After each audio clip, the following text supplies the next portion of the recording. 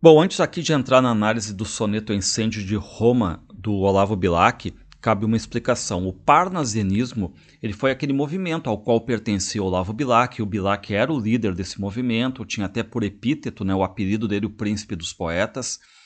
E o Bilac sempre foi visto pelo modernismo também, o poeta a ser batido, mesmo que o Bilac tenha morrido em 1918 e a Semana de Arte Moderna surge em 22, dentro daquela ideia de que o parnasianismo ele dominou 40 anos no Brasil e ele fez uma reação forte ao romantismo, ou seja, o parnasianismo pregava a arte pela arte, o culto à forma, o culto à estética do poema, e lembrando que essa estética aqui eles conseguiam dando preferência principalmente a uma forma fixa de fazer poesia, que era o soneto, fazendo uma metrificação rigorosa, se é decassílabo começo ao fim, se é dodecassílabo do começo ao fim, alguma outra, né, algum outro jogo de cintura ali com a questão da metrificação.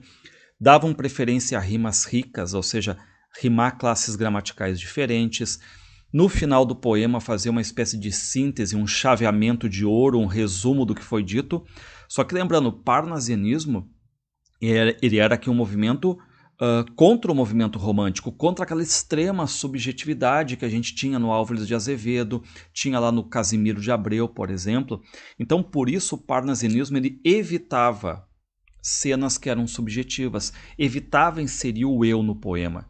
Mantinha uma poesia mais de distanciamento, de impassibilidade, aquela poesia que muitos chamavam de poesia fria. Então, reparem, né? Aquela ideia dos parnasianos, se eu não posso colocar o eu, se eu não posso falar sobre um eu lírico aqui, o que ele sente e tudo mais, né? Ou tentar evitar ao máximo isso aí, qual é o tema do meu poema? E aí que surgem aquelas descrições de vasos, de muros, que, por exemplo, o poeta Alberto de Oliveira vai fazer muito, aquele tipo de poesia fria, estática, ou aquelas reflexões de cunho pessimistas do Raimundo Correia, como, por exemplo, o poema As Pombas, ou como o Bilac vai fazer aqui. O que vai fazer o Bilac? Ele vai pegar uma cena histórica, que foi o incêndio de Roma, ela já existe, e ele vai retratar essa cena que já existe, já foi fixada, algo da antiguidade, mas vai recontar para nós em forma de soneto, trazendo isso como arte a partir de agora, certo? Então, vamos aqui ao soneto. Antes, claro, eu coloquei aqui uma foto da Wikipédia para mostrar que o Olavo Bilac ele buscou o tema o incêndio de Roma numa cena histórica, ou seja, realmente aconteceu. E foi um incêndio que se prolongou, muitos locais destruídos ali, e o Bilac também vai usar aquela versão mais famosa, a de que quem ordenou esse incêndio aqui foi o imperador Nero. E o pior, né, o Nero ainda fica contemplando o cenário, olhando tudo aquilo ali, tocando lira. Então é essa a versão que o Olavo Bilac vai usar aqui para o poema dele. Então vamos aqui, né, para o soneto Incêndio de Roma. Reparem, raiva o incêndio, ou seja, o incêndio está forte. A ruir, desconjuntadas as muralhas de pedra, o espaço adormecido de eco em eco acordando ao medonho estampido, como a um sopro fatal, rolam esfaceladas.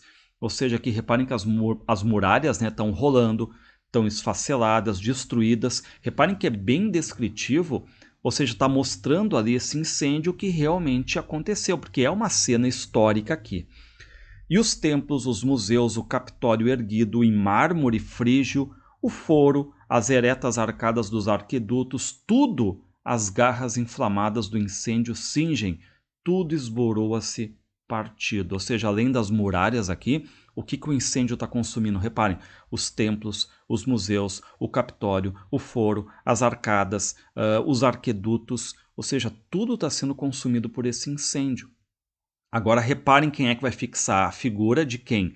Longe, reverberando o clarão purpurino, arde em chamas o Tibre e acende-se o horizonte. Ou seja, o Tibre aqui é o rio Tibre.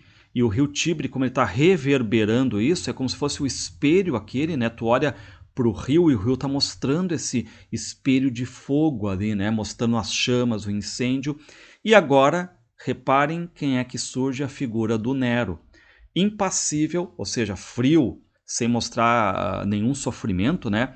Porém, no Alto Palatino, ou seja, no Monte Palatino, quem é que está olhando tudo ali, sem mostrar nenhum sofrimento? Nero, com um manto negro ondeando ao ombro, assoma, surge, né?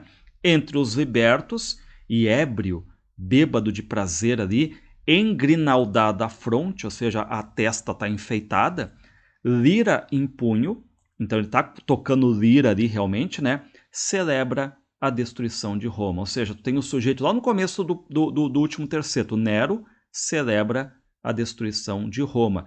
E entre Nero celebra a destruição de Roma, vocês têm todas ali umas explicações, como é que ele está, né? Com o manto negro, a testa ornada, enfeitada, tocando lira, e ele está comemorando o incêndio. Reparem, né?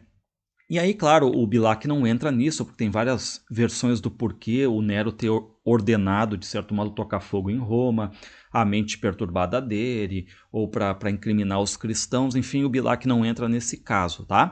Mas eu botei aqui, reparem, né? Imagens sobre o incêndio de Roma, ali está o Nero tocando a sua lira. Coloquei aqui o conjunto de rimas A, B, BA, BAAB, CDC, EDC.